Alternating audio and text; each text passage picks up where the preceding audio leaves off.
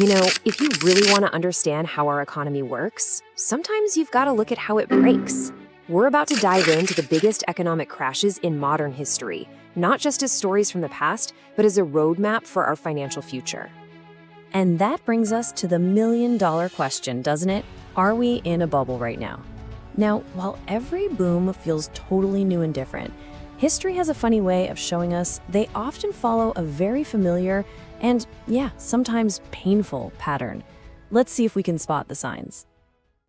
Okay, so we have to start with the big one, the granddaddy of them all, the worst economic crisis in modern history. Understanding the Great Depression is kind of like learning the fundamental physics of a crash.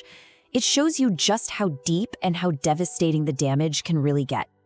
So picture this. It's the Roaring 20s, and America is just booming. You've got all these new technologies like cars and refrigerators, and for the first time, regular people could buy them on credit. Well, that same buy now, pay later logic spilled right over to Wall Street.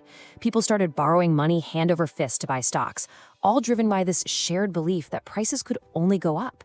The problem was the stock market became a total fantasy, completely detached from what was actually happening in the real economy, where factories were making way more stuff than people could actually afford to buy.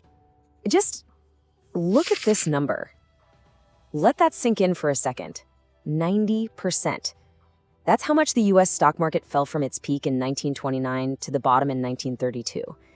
It's a level of wealth destruction it's almost impossible to even wrap your head around, and it just shows the sheer terrifying scale of the collapse. So here's the absolute key takeaway from all this. The 1929 stock market crash, that wasn't the Great Depression itself. No, it was the trigger. It was the first domino to fall. The panic on Wall Street spread like a virus into the real economy. People stopped spending, businesses failed, and then the banks started to collapse. It was this vicious downward spiral that almost broke the entire system. All right, let's fast forward about 70 years to a totally different kind of crash. This one was all about technology, hype, and surprisingly, a pretty productive, though still really painful outcome. Back in the late 90s, the internet felt like this incredible new frontier, and everybody wanted a piece of the action. Interest rates were low, so money was cheap, and investors were just pouring it into any company that had a .com in its name.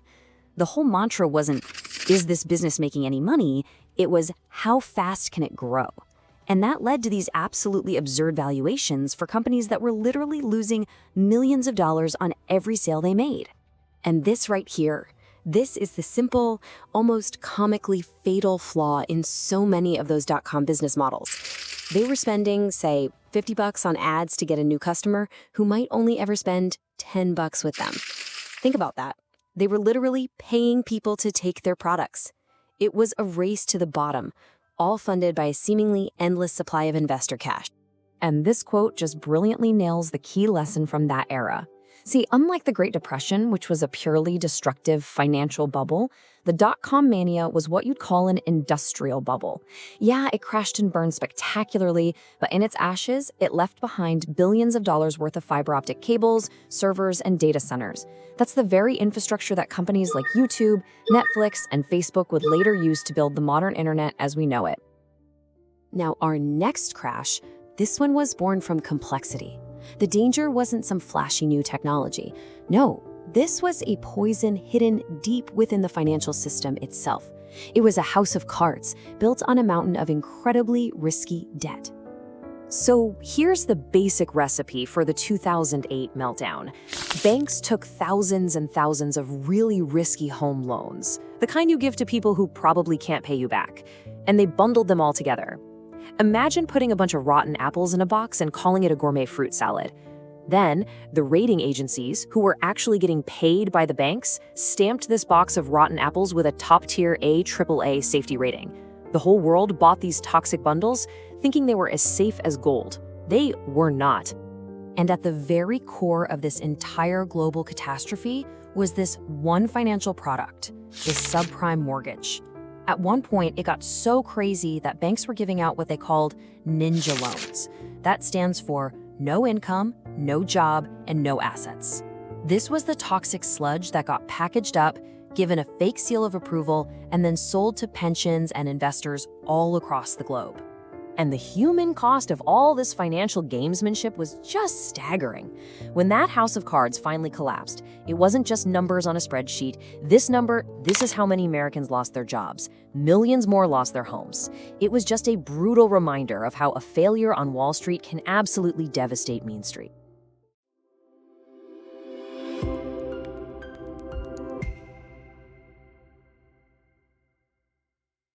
Okay, so armed with these lessons from history, the viral panic of '29, the productive mania of 2000, and the hidden risk of '08, let's bring it all home to today.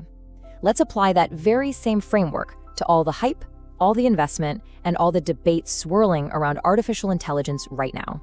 So the arguments are pretty compelling on both sides of the aisle. The bulls will tell you, hey, this isn't like the dot-com era. The AI boom is funded by real profits from giants like Microsoft and Google. But then the bears will point out that many of these top AI companies are still massively unprofitable. And there are these growing worries about round tripping. That's where big tech invests in a startup and the startup just uses that money to buy services right back from the big tech company, creating this illusion of real revenue. And this chart, wow, this really shows the sheer concentration of the market's bet on AI. According to JP Morgan, just 30 AI-related companies now account for nearly half the value of the entire S&P 500. Just think about that. It means if the AI sector stumbles, it could pull a huge chunk of the market down with it.